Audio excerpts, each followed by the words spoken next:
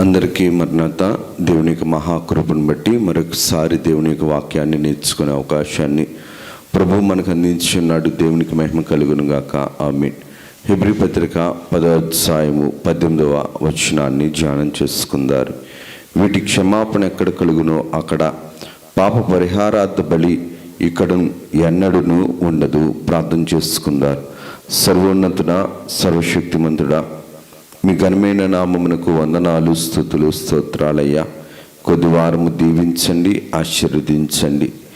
మాలో ఏ ఆత్మీయ జీవితం అయితే ఉండాలో, ఎటువంటి పరిశుద్ధమైన జీవన స్థితి మేము సంపాదించుకోవాలో అటువంటి నీ నిత్య జీవపు బోధను మాకు వినిపించుము, మాకు నేర్పించుము.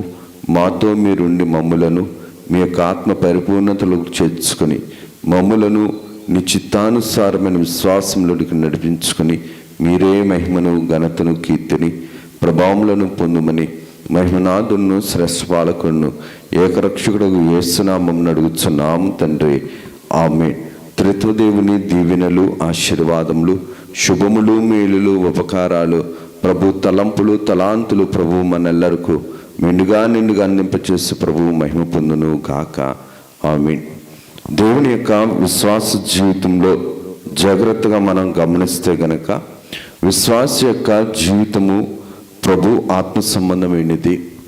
ప్రభు ఆత్మ సంబంధమైన విశ్వాస జీవితంలో ప్రభువుని, విశ్వాసిని దూరము చేసేది లోకంలో ఉన్న పాపము. లోకములో ఉన్న పాపము, లోక సంబంధమైన జీవితము దేవుని యొక్క పరిశుద్ధ జీవితాన్ని, దేవుని యొక్క ఉన్నతమైన జీవితాన్ని మన దగ్గరకు రానివ్వకుండా చేస్తుంది. దేవుని యొక్క ఆత్మీయ కార్యక్రమంను జాగ్రత్తగా మనం గమనిస్తే విశ్వాస యొక్క జీవితము మహోన్నతమైనది, మహిమ కలిగినది, మహత్యం కలిగినది. విశ్వాస యొక్క జీవితాన్ని జాగ్రత్తగా గమనిస్తే గనక దేవుని కృపతో ఉండవలసింది విశ్వాస జీవితం. దేవుని యొక్క వాక్య ప్రకారము నడిపించుకోవలసింది విశ్వాస యొక్క జీవితం. దేవునితో సమాధానపడుచు దేవుని పరిశుద్ధతతో భద్రపరుచుకోవలసింది విశ్వాస సంబంధమైన జీవితం. ప్రభువు రాయించిన మాట కూడా అదే. ఏమని అన్నారనిసరంటే 17వ వచనం నుంచి చూస్తే, వారి పాపములను, వారి అతిక్రమములను ఇకను ఎన్నటికి జ్ఞాపకము చేసుకొనను. అనగా దేవుని యొక్క ఆత్మ సంబంధమైన జీవితాన్ని మనం గమనిస్తే కనుక మనము నేర్చుకోవలసింది ఏంటనిసరంటే, దేవుని అంతరంగము పాపాన్ని ప్రేమించేది కాదు, పాపిని ప్రేమించేది. దేవుని ఆత్మ ఎప్పుడూ కూడా పాపాన్ని ప్రోత్సాహపరచదు, పాపాల్లో ఉండమని చెప్పదు. దైవ సంబంధమైన ఆత్మ పాప సంబంధమైన జీవితాన్ని ఖచ్చితంగా విడిచిపెట్టుకోమని చెబుతుంది. పాప సంబంధమైన జీవితము విశ్వాస జీవితాన్ని భ్రష్టత్వపు స్థితిలోనికి నడిపిస్తుంది. కారణం ఏంటనిసనంటే, దేవుని యొక్క కృపా కనికరములను దూరము చేసుకున్న జీవితము, దైవ సన్నిధిని దూరము చేసుకున్న జీవితము భ్రష్టత్వము కలిగిన జీవితము. ఎందుకు ఈ మాటను నేను జ్ఞాపకం చేసుకున్నా అంటే, స్వతహాగా మానవులమైన మనము నైజ పాపము కలిగిన వారము. సోమలుగా మన ఆత్మీయ జీవితాన్ని నడిపించుకుంటున్న వారము. దేవుని యొక్క ఆత్మీయ జీవితంలో మనము బలపడాలి, మనము స్థిరపడాలి అంటే ప్రభు అంటున్న మాట ఏంటంటే, వారి పాపములను కానీ అతిక్రమములు కానీ నేను ఎన్నడూ కూడా ఎప్పటికీ కూడా జ్ఞాపకము చేసుకొనను. ఎందుకు ఈ మాటను ప్రభువు చెబుతున్నాడని అంటే, దైవ సంబంధమైన ఆత్మీయ జీవితము దైవ సంబంధమైన పరిశుద్ధతనిస్తారు. విశ్వాస యొక్క జీవితాన్ని జాగ్రత్తగా గమనిస్తే గనక, ప్రభు యొక్క ఆత్మీయ కార్యక్రమమును జాగ్రత్తగా గమనిస్తే గనక, దైవ సంబంధమైన ఆత్మీయ జీవితం దేవుని దగ్గర మనల్ని స్థిరపరిచేది, బలపరిచేది. ప్రభు చెప్తున్న మాటను జ్ఞాపకం చేసుకుంటే గనక, ప్రభు అంటున్న మాట, వారి పాపములను కానీ అతిక్రమములు కానీ నేను జ్ఞాపకము చేసుకొనను. ప్రభు జ్ఞాపకము చేసుకునేది దేవుడి యొక్క తలంపుల్లో మానవుని యొక్క ఉన్నతమైన జీవితము. దేవుడి యొక్క ఉన్నతమైన ప్రేమ మానవుణ్ణి ఉన్నతంగా నడిపించేది. కానీ మనిషి యొక్క జీవితంలో పాపమని తెలియని పాపాలు ఎన్నెన్నో ఉంటాయి. పాపమని తెలిసిన పాపాలు కూడా చాలా ఉంటాయి. పితరుల నుండి వచ్చిన పాపాలు చాలా ఉంటాయి. నైజంను బట్టి చేసే పాపాలు ఉంటాయి. శరీర సంబంధమైన జీవితాన్ని బట్టి చేసే అతిక్రమాలు పాపాలు చాలా ఉంటాయి. ప్రభు వాక్యము చెబుతున్న మాట ఏంటంటే అక్రమము, అతిక్రమము, పాపము ఎప్పుడు కూడా దేవుని యొక్క ప్రేమను మన దగ్గరకు చేరనివ్వదు. దేవుని యొక్క ప్రేమను మన దగ్గరకు చేరాలి అనిసరంటే మన హృదయమును దైవ సంబంధమైన సన్నిధిలో దేవునికి అంగీకారముగా పరిశుద్ధపరచుకోవాలి అనిసరంటే పాత నిబంధన గ్రంథములో ప్రభు ప్రత్యక్ష గుడారంలో ఎవరైనా గనక తెలుసు గాని పొరపాటును గాని పాపము చేస్తే ఆ పాపానికి ప్రాయశ్చిత్తముగా పాప పరిహారార్థ బలినివ్వాలి. పాప పరిహారార్థ బలి ఎప్పుడు అనిసనంటే ఎవరైనా గనక అనుకోని స్థితిలో అనుకోని విధముగా దేవుని ఆజ్ఞను పొరపాటున మీరినట్లయితే గనక దైవ సంబంధమైన ఉగ్రత ఆ యొక్క విశ్వాసి మీద ఏర్పాటు ప్రజ మీద లేకుండా ఉండటానికి ప్రభువు ఏర్పరిచిన క్షమాపణ క్రియ ఏమిటి అనిసనంటే ఈ యొక్క పాప పరిహారార్థ బలి. ప్రభువు చెప్తున్న మాటే, మీ వీటి క్షమాపణ ఎక్కడ కలుగునో అక్కడ పాప పరిహారార్థ బలి ఇకను ఎన్నడూను ఉండదు. ఇక ఎన్నడూను ఉండనిది దేవుని యొక్క ఉన్నతమైన కనికరాన్ని బట్టి మన జీవితంలో మనం చేసిన పాపము. పాపాన్ని ప్రేమించేవాడు కాదు దేవుడు. పాపాన్ని తీసివేసేవాడు దేవుడు. పాపాన్ని పోషించేవాడు దేవుడు కాదు. పాపము చేసైనా సరే బ్రతుకు అని చెప్పేవాడు దేవుడు కాదు. మనుషులను పాడు చేసైనా సరే నీవు పాడైపోయినా సరే నీవు బ్రతుకు అని చెప్పేవాడు దేవుడు కాదు.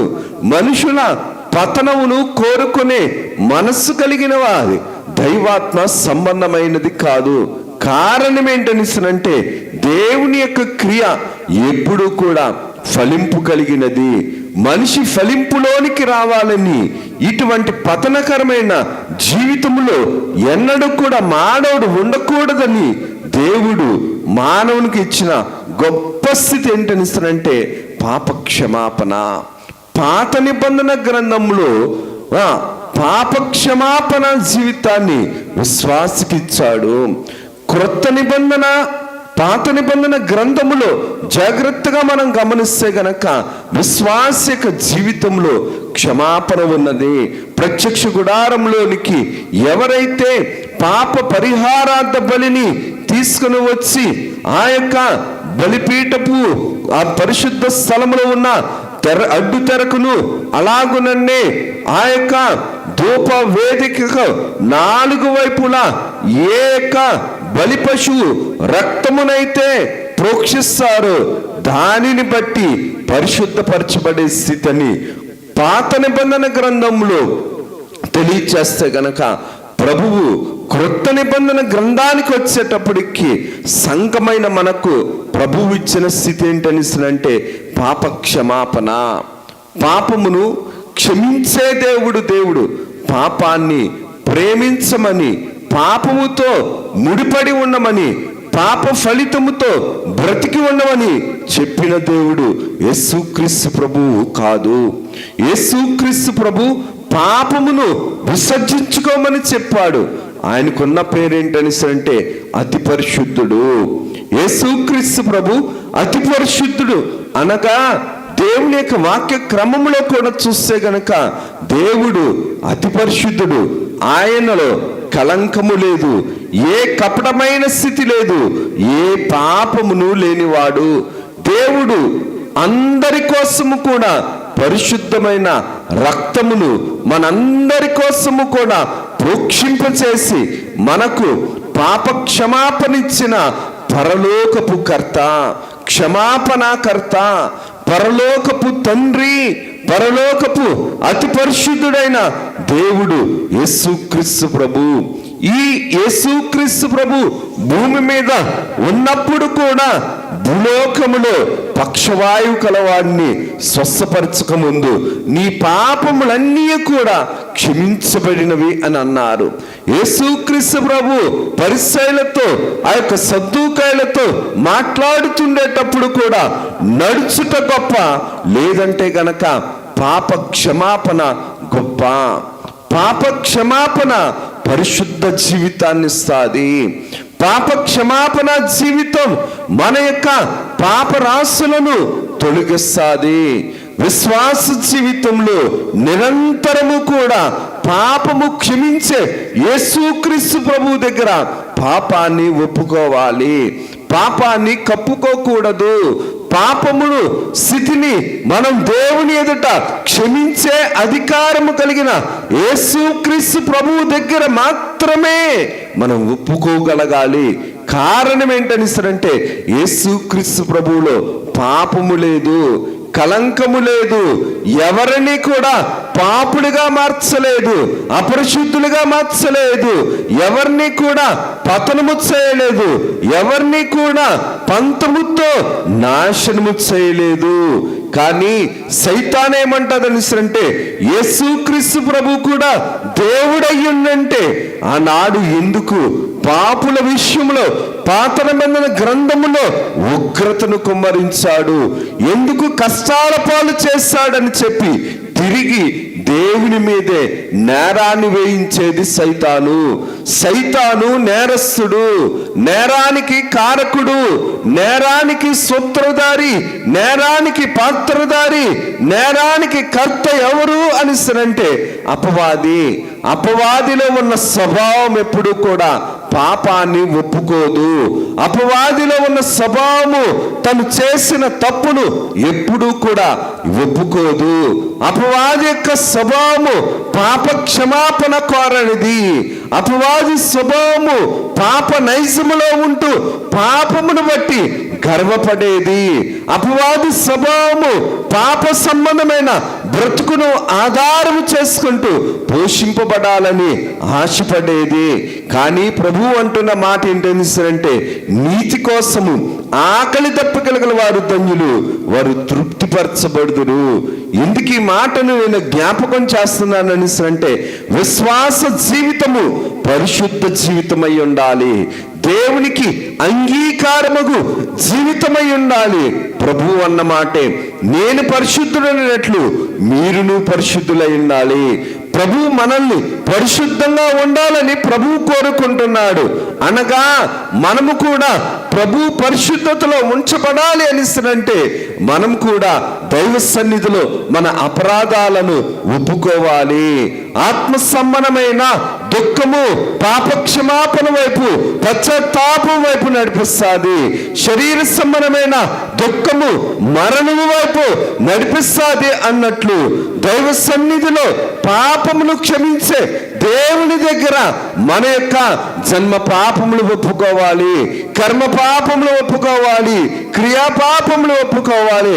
మనం కంటి ద్వారా, చూపు ద్వారా, మాట ద్వారా, వినికిడి ద్వారా, ప్రవక్తన ద్వారా, ఊహల ద్వారా, ఉద్దేశముల ద్వారా, తలంపుల ద్వారా, క్రియల ద్వారా, చేతల ద్వారా, నడవడికడి ద్వారా, ప్రవక్తన ద్వారా సమస్తాన్ని కూడా పరిశుద్ధతను పాడు చేసుకుని దేవుని ఆజ్ఞను ధిక్కరించిన పాపులము, దేవుని పరిశుద్ధతను దూరము చేసుకున్న వారము, దేవుని యొక్క కలగలిగిన జీవితాన్ని కళాహీనముగా మార్చుకున్న వారము.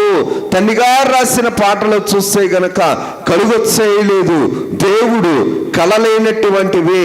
పాప క్షమాపణ విశ్వాస జీవితంలో లేనంత కాలము కూడా విశ్వాస సంబంధమైన భ్రమ కలిగిన జీవితము కళాహీనులను చేస్తాది. ఎందుకు ఈ మాటను నేను జ్ఞాపకం చేస్తానంటే, లోకము సైతాను సంబంధమైన జీవితము కాబట్టి సైతాను కూడా వెలుగుదూత వేషము, లోకము కూడా వెలుగుదూత వేషము. వెలుగుదూత వేషము కలిగిన ఈ బ్రతుకును పతనము చేసేది ఏంటంటే మొండితనము, పెంకితనము, పాపానికి పంతం ఎక్కువ, పాప ఫలితము అంతము వరకు తీసుకుని వెళ్తాది. కానీ అంతరంగమును శుభ్రము చేసుకుంటే, అంతరంగములో పాప క్షమాపణ సంబంధమైన జీవితాన్ని మనం కోరుకుంటే కనుక పాప క్షమాపణ జీవితం మనకి దీవెనను దయచేస్తాది. పాప క్షమాపణ జీవితం పరిశుద్ధతనిస్తాది. పాప క్షమాపణ జీవితం అపవాదికి సంబంధమైన జీవితము కానీయకుండా చేస్తాది. పాప సంబంధమైన జీవితము అపవాది అధికారాన్ని మన మీద ఉండనివ్వదు. దైవ సంబంధమైన జీవితము దైవ కృపను ఎలాగైతే అందిస్తుందో, పాప క్షమాపణ లేని జీవితం పాప ఫలితము కలిగిన మరణము వైపు, శాప బ్రతుకు వైపు నడిపిస్తాది. ఎందుకు ఈ మాటను నేను జ్ఞాపకం చేస్తున్నాను అనిస్తానంటే, పాత నిబంధన గ్రంథములో పాప పరిహారార్థ బలిని ఎలాగైతే ప్రభువు ఆనాడు ఏర్పాటు ప్రజలకు ఇచ్చాడు, ఈనాడు సంఘకాలములో దైవ సన్నిధి అనుభవం కలిగిన వారు ఏకాంత స్థలములో కూడుకొని దేవుని పట్ల, దేవుని సంబంధమైన ఆజ్ఞలను అతిక్రమించాము కాబట్టి దేవుని దగ్గరే మనం ఏమవ్వాలని అంటే క్షమాపణ పొందగలిగిన వారమే ఉండాలి.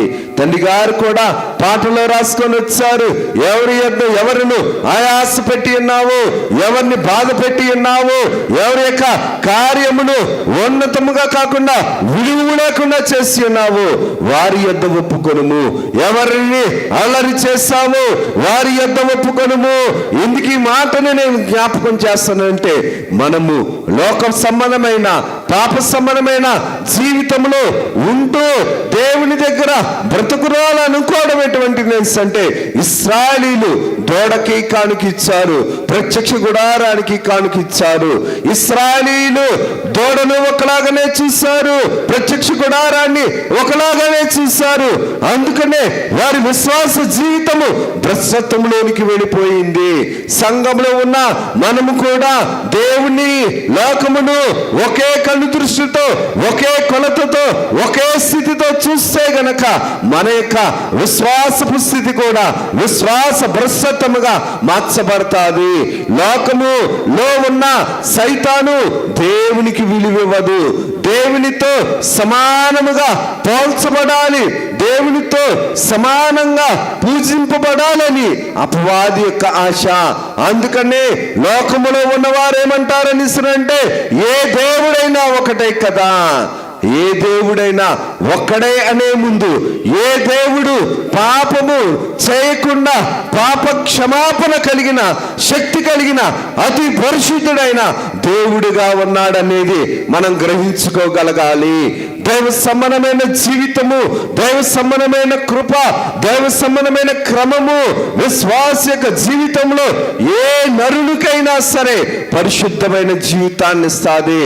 పాపము అనగా పడిపోవటము, పాపము అనగా సిదిగిపోవటము, పాపము అనగా నశించిపోవటము, పాపమును ఆశ్రయించడం అంటే సైతాను కోరలను ప్రేమించడమే, చీకటిని ప్రేమించడమే, వేషధారాన్ని ప్రేమించడమే. ఎందుకు ఈ మాటని నేను జ్ఞాపకం చేస్తున్నా అంటే, దైవ సంబంధమైన క్రమము ఎప్పుడూ కూడా మనిషిని చిగురింప చేస్తాది. ఎందుకు ఈ మాటని నేను జ్ఞాపకం చేస్తున్నాను అంటే, బైబిల్ గ్రంథములో మనం కొంతమంది యొక్క పాప క్షమాపణ ఏం చేసిందంటే, వారి యొక్క వ్యక్తిగతమైన జీవితాలను దైవ సంబంధమైన క్రమాన్ని బట్టి వెలుగులోనికి తీసుకుని వచ్చింది. ఎవరి దగ్గర వీరు వారి యొక్క అయోగ్యతను ఒప్పుకొని దైవ సంబంధమైన క్రమమును ఏ విధంగా అయితే నెరవేర్పులోనికి తీసుకుని వచ్చారో, అట్టి స్థితిలో వారి యొక్క జీవితము ఫలింపులోనికి వచ్చింది, క్రమములోనికి వచ్చింది, ప్రభు యొక్క చిత్త ప్రకారము నడిపించబడింది. కారణం ఏంటనిస్తానంటే, వారి యొక్క పాత బ్రతుకునంతటిని కూడా ప్రభు దగ్గర విడిచిపెట్టుకున్నారు. ప్రభు కోసం పని చేయటానికి సిద్ధపడ్డారు. అంతరంగంలో దేవుణ్ణి నింపుకున్నారు. యోసేపు గారు కూడా సొంత సహోదరులు వారిని గాయపరిచినప్పుడు, తృణీకరించినప్పుడు, చిన్న చూపు చూసినప్పుడు యోసేపు గారి యొక్క జీవితము కూడా ఎలాగ మార్చబడింది అంటే పాప క్షమాపణ వైపు మార్చబడింది. అందుకనే సొంత సహోదరులు తృణీకరించిన వారిని ప్రేమించాడు. దేవుని యొక్క అంతరంగము ఆనాటి కాలంలో యోసేపు గారిలో ఉంది కాబట్టి ధర్మశాస్త్రము లేని రోజుల్లో కూడా సొంత సహోదరులు కీడు చేసినా సరే పాప క్షమాపణ మనసును యోసేపు గారు పొందారు. ఫరోది దొంగ పాప క్షమాపణ ఈ యొక్క కీడును తొలగిస్తే, ఈ యొక్క పాపము నేను చేశాను, ఈ పాపమును క్షమించమని నిర్గమాకాండము 10:17 ఫరో అంటున్నాడు. విశ్వాస జీవితంలో పనికొచ్చే పాప క్షమాపణ ఉండాలి. అంతేగాని ఫరో వలె విశ్వాస భ్రష్టత్వము కోసము పనికి మాలిన వారిగా ఉండే పాప క్షమాపణ ఉండకూడదు. ఫరోది వేషధారణ కలిగిన పాప క్షమాపణ, ఫరోది వేషధారణ కలిగిన పాప క్షమాపణ, లోకమును విడిచిపెట్టని పాప క్షమాపణ, దేవుని యొక్క శక్తిని గ్రహించుకోలేని పాప క్షమాపణ, దేవుని కృపను వినియోగించుకోలేని పాప క్షమాపణ కోరుకున్నాడు. దైవ శక్తి ఎదుటనున్నా సరే పాప క్షమాపణ బట్టి దేవుని శక్తిని పొందుకోలేని దౌర్భాగ్యపు భ్రష్టత్వము కలిగిన రాజు ఫరో. కానీ దేవుని యొక్క క్రియని బట్టి, వాక్యమును బట్టి చూడగలిగితే గనక యోసేపు గారు దేవుని యొక్క దైవ ప్రేమను బట్టి సొంత సహోదరులను క్షమించాడు. దేవుడు కూడా మానవుడిలో పెట్టిన ప్రేమను బట్టి మానవుడు తన సహోదరుల పట్ల కీడు ఉన్నా సరే, కీడు అనుభవించినా సరే సొంత సహోదరులను ఎలాగైతే క్షమిస్తున్నాడో దేవుడు కూడా మన సృష్టికర్త, మనల్ని కలుగు చేసిన వాడు, మన సృష్టికర్త కాబట్టి మనల్ని క్షమించేవాడు.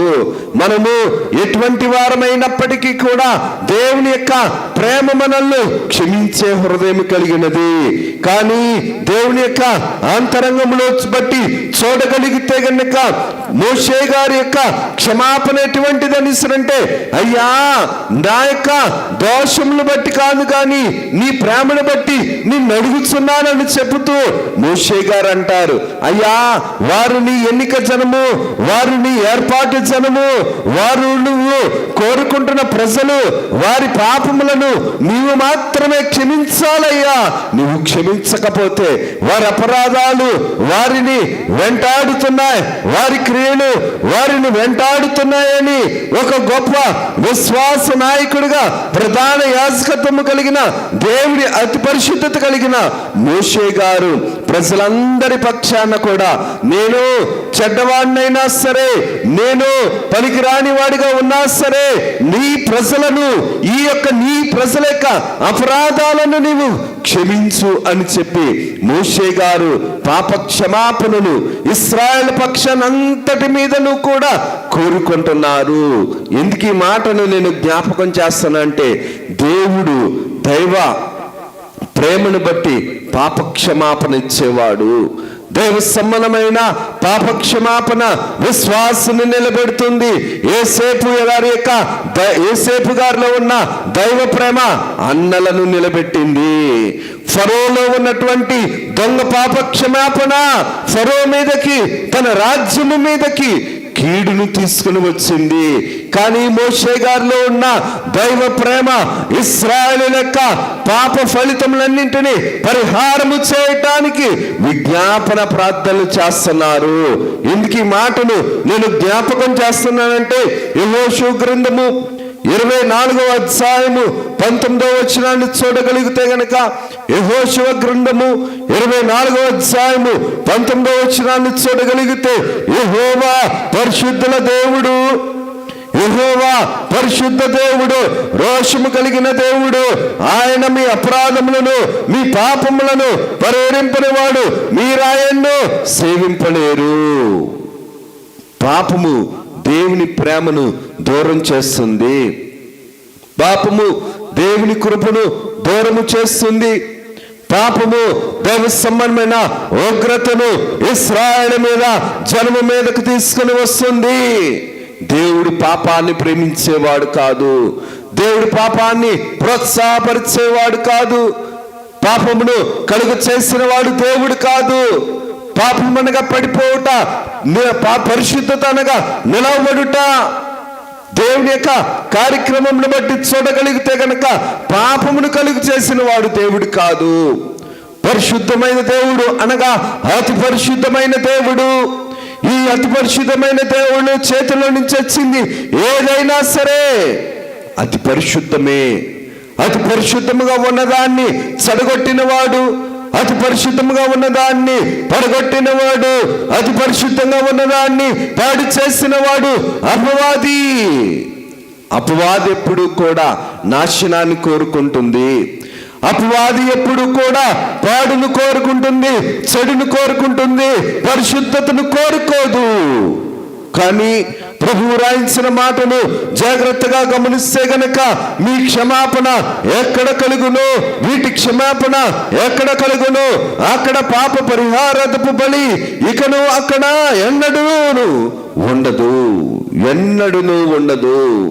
ఎందుకు ఈ మాటను నేను జ్ఞాపకం చేస్తున్నానంటే, రాసిన మొదటి గ్రంథము 8వ అధ్యాయము 39వ వచనాన్ని బట్టి చూస్తే గనక పాప క్షమాపణ బట్టి వారి యొక్క ప్రతిఫలమైన సంబంధమైన క్రియలు వారి మీదకి, వారి ప్రవర్తనను బట్టి వారి మీదకి వస్తున్నాయి.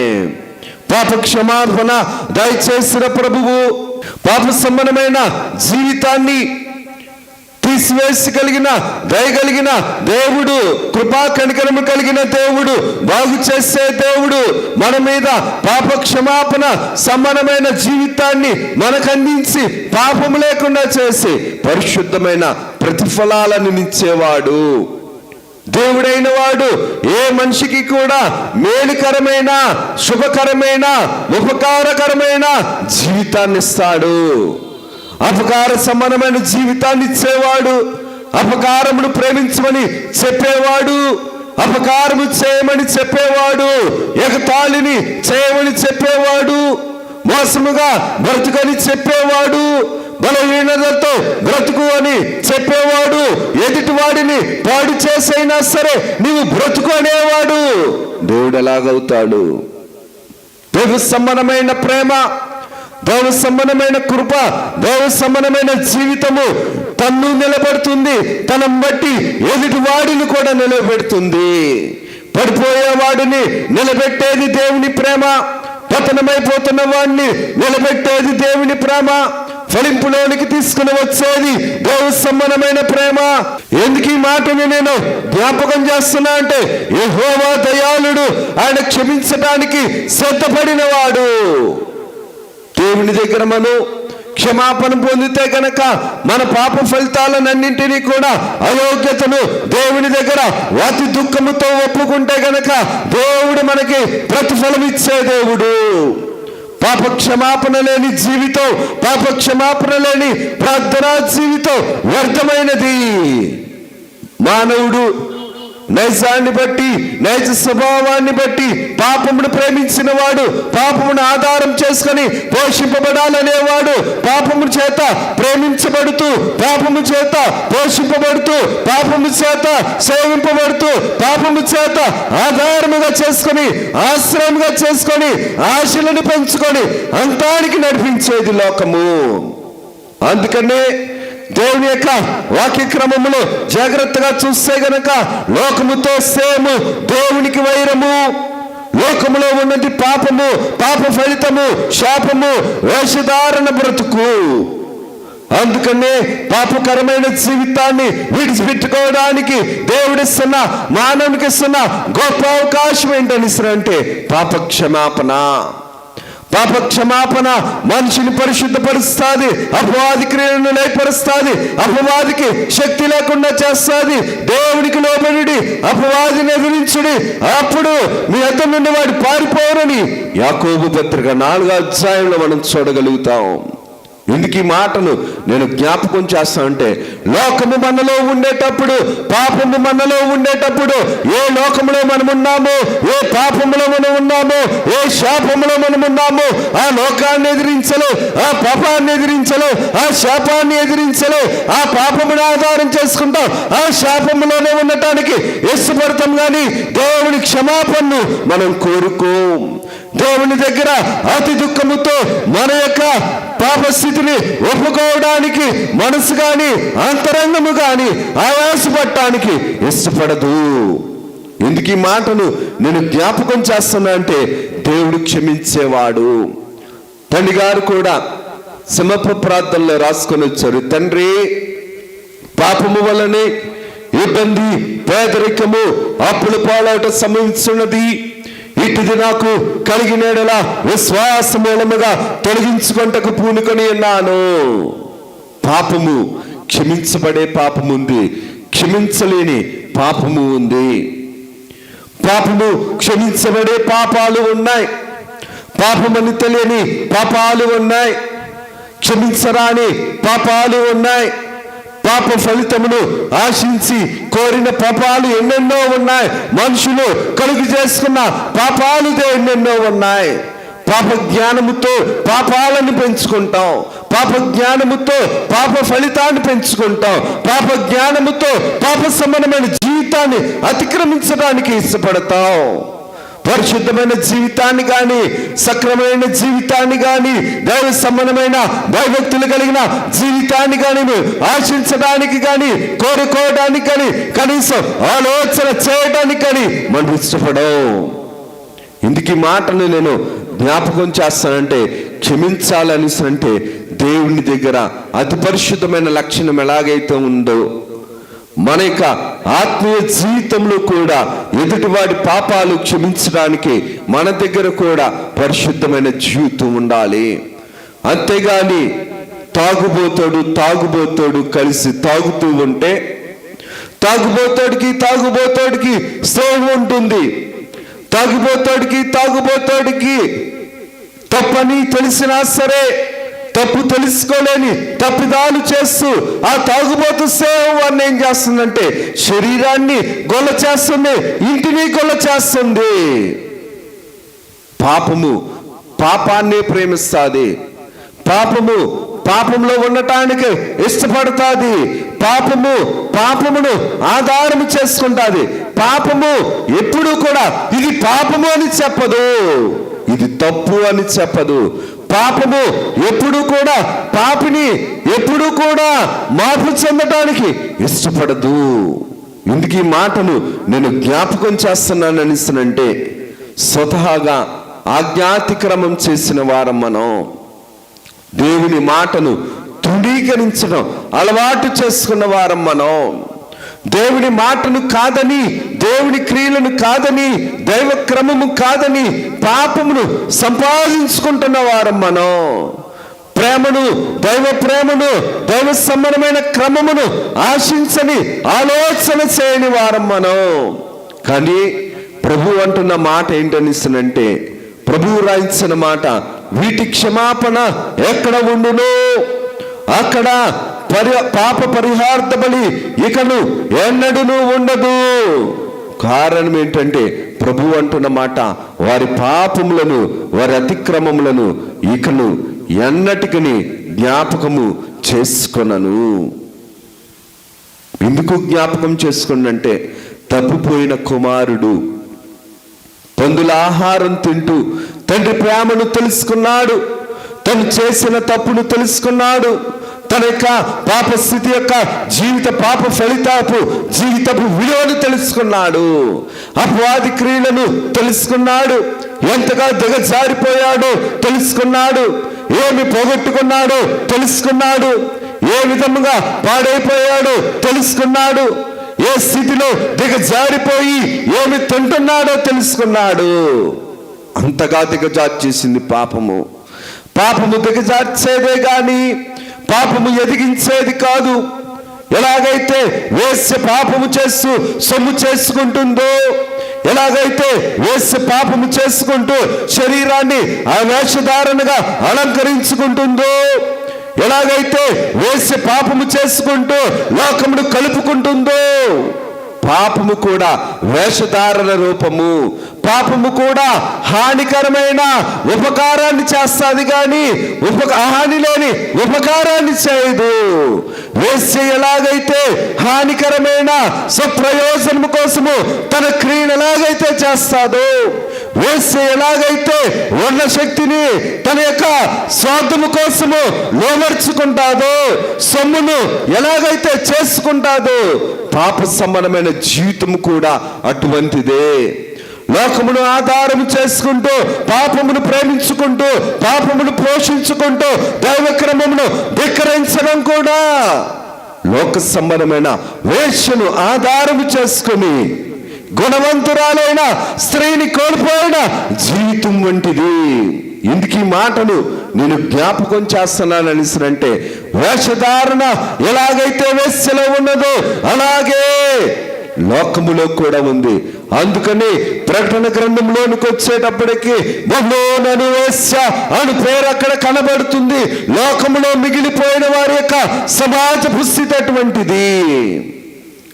ఎందుకు ఈ మాటను నేను జ్ఞాపకం చేస్తున్నాను అనేసినంటే, దేవుని యొక్క కార్యము దేవుణ్ణి రుజువుపరుస్తుంది. పాప ఫలితాన్ని రుజువుపరుస్తుంది. పాపమును ఆధారము చేసుకొని నువ్వు పోషింపబడుతూ, నువ్వు ప్రేమింపబడు, నువ్వు స్థిరపడు, నువ్వు బాగుపడని చెప్తున్నామనిస్తుంటే అది దురాత్మ. దేవుని ఆత్మ ఏం చెప్తుంది అనిస్తుందంటే, కష్టం వచ్చిన నష్టం వచ్చిన నీతి కొరకు ఆకలి తప్పుకలలో నువ్వు బ్రతుకంటాది. నీతో మాట్లాడుతుండేటప్పుడు, మనతో ఎవరైనా మాట్లాడుతుండేటప్పుడు పాపాన్ని ప్రోత్సాహపరుస్తూ ఉన్నారు అనిసరంటే అది దైవాత్మ కాదు, వేషధారణాత్మ. వేషధారణాత్మ ఎప్పుడూ నచ్చ చెబుతాది. భ్రమపరిచే ఆత్మ భ్రష్టత్వము వరకు తీసుకెళ్లేంత వరకు కూడా వెలుగుదూత వేషంగానే ఉంటుంది. కానీ దైవాత్మ పాపాన్ని ఖండిస్తుంది, వదిలించుకోవడానికి ఇష్టపడతాది, ఖండించడానికి ఇష్టపడతాది. దేవుని శక్తిని అడిగి దేవుని మాట ప్రకారము పరిశుద్ధ జీవితాన్ని కోరుకునేది దైవాత్మ. పిల్లల మీద కానీ తర్వాత తరాల మీద కానీ పాపము లేకుండా చేసుకోవాలని ఆశపడేది దైవాత్మ. పాపమును ఖండించేది దైవాత్మ. పాప ఫలితములను లయపరిచేది దైవాత్మ, దేవుని యొక్క శక్తి. కానీ లోకములో ఉన్న జీవితము, లోక సంబంధమైన పాప ఫలితమైన జీవితం దేవుని దయని ఎప్పుడు కూడా నిర్లక్ష్యం చేస్తుంది. కానీ ప్రభువు రాయించిన మాట, తన పాపములకు ప్రాయశ్చిత్తం పొందినవాడు, యెహోవా చేత నిర్దోషని ఎంచబడినవాడు, తన పాపములకు అతిక్రమములకు పరిహారము నొందినవాడు, తన పాపములకు ప్రాయశ్చిత్తం పొందినవాడు. పాపము ప్రాయశ్చిత్తం పొందే స్థలానికి చేరనివ్వదు. పాపం ఉన్నంత కాలము పాప క్షమాపణిచ్చే దేవుణ్ణి చేరనివ్వదు. భక్తిని పెంచే స్థలములోనికి చేరనివ్వదు. కన్నీటిని కాచి పరిశుద్ధ జీవితాన్ని, అందుకనే ప్రార్థనా ఫలితము కలిగిన జీవితాన్ని చేరుకోనివ్వదు, నెరవేర్పులోనికి రానివ్వదు పాప జీవితం ఎప్పుడు కూడా. కారణం ఏంటనేసినంటే, పాపానికి బంధించడం అలవాటు, పాపానికి బిగించడం అలవాటు. కానీ దేవా నువ్వు స్వతంత్రుడవై ఉన్నావు, స్వేచ్ఛాపరుడవై ఉన్నావు. దేవుడు స్వతంత్రమైన జీవితాన్ని మానవులకు అందించాడు. నిర్గమకాండంలో కూడా ప్రభువు అదే చెబుతున్నాడు, నేను శాపమును దీవెనలను మీ ఎదుట నేను ఉంచాను, మీరు వేటినైతే అందుకుంటారో వేటినైతే పొందుకుంటారో అది మీ స్వేచ్ఛను బట్టి ఉంటుంది. నేను మీకు ఇస్తున్న స్వతంత్రతను మీరు దేనికైతే వినియోగించుకుంటారో వాటి ఫలాలు, వాటి ఫలితములు, వాటి ప్రతిఫలాలు మీరు పొందవలసినదే. ప్రభువు సిద్ధపరిచాడు. సిద్ధపరిచిన వాటి దగ్గరకు మనము సిద్ధిగా వెలిగింపబడాలని అంటే, బుద్ధి కలిగిన కన్యకలు డ్యూటీలను వెలిగించుకొని దేవుని మాట కోసం బ్రతికారు. వదిలించుకోవలసిన వదిలించుకున్నారు. పీడించే వాటిని వదిలించుకున్నారు, నాశనం చేసే వాటిని వదిలించుకున్నారు, నిలబెట్టే దేవుణ్ణి చేరుకున్నారు. ఇందుకు ఈ మాటను నేను జ్ఞాపకం చేస్తున్నాను అంటే దేవుని తలంపు ఉన్నతమైనది, దేవుని తలంపు మహోన్నతమైనది, దేవుని తలంపు అతి పరిశుద్ధమైనది. అతి పరిశుద్ధమైన తలంపులు ఇచ్చేది దేవుని యొక్క ఆత్మ మాత్రమే. దేవుడి కొద్ది మాటలు మన వినికిడిలో దీవించి ప్రభువు మహిమ పొందును గాక. ఆమేన్. సర్వకృపానిధి దయగలిగిన తండ్రి, మీ ఘనమైన నామమునకు వందనాలు, స్తుతులు, స్తోత్రాలు చెల్లించుకొనుచున్నాం. కొద్ది వారము దీవించుము, పాపమును విడిపించుకొని నీ జ్ఞానాన్ని మాకు అందించుము, పాపమును వదిలించుకొని దైవ జ్ఞానమును మాకు అందించుము, దైవశక్తిని మాకు అందించుము. పాపములను గెలిచిన ప్రభువుని అడిగినా ప్రభు దయచేయును అన్నావు కనుక నీ మహాకృపను, మహాకార్యమును, నీ మహోన్నతమైన హానికరము కానీ ఉన్నతమైన మేలులు చేసే నీ దైవ ప్రేమతో మమ్ములను పరిశుద్ధులుగా స్థిరపరచు, పరిశుద్ధులుగా నడిపించు. నీ ఆత్మచేత మమ్ములను నడిపించుకొని నీవే మహిమను పొందుమని మహిమనాథులకు యేసు నామమున అడుగుచున్నాము తండ్రి. ఆమేన్. త్రిత్వదేవుని దీవెన ఆశీర్వాదములు, శుభములు, మేలులు, ఉపకారాలు, ప్రభు తలంపులు, తలాంతులు ప్రభు నిండుగా మెండుగా మనకు అందించి ప్రభు మహిమ పొందును గాక. ఆమేన్. అందరికీ మరణాత.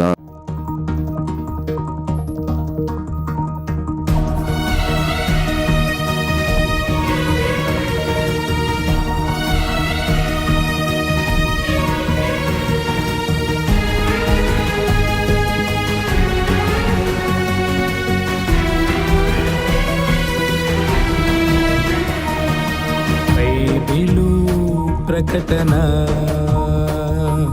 బయలుపరచిన ప్రకటన, యేసయ్య ప్రకటన, దాసయ్య ప్రకటన, పరలోక ప్రకటన, పరిశుద్ధ ప్రకటన. యేసయ్య ప్రకటన, దాసయ్య ప్రకటన, పరలోక ప్రకటన, పరిశుద్ధ ప్రకటన.